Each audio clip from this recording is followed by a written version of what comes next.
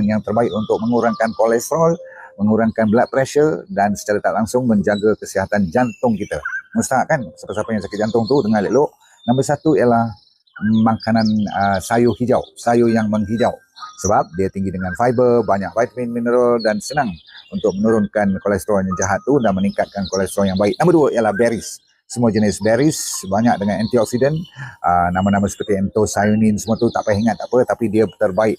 Ya, nombor tiga ialah avocado sebab tinggi dengan potasium, ada unsaturated fatty acid, semua tu bagus sangat-sangat. Okey, nombor empat beans. Beans pun tinggi dengan fiber, walnut dan almond. Nombor 6 almond ya.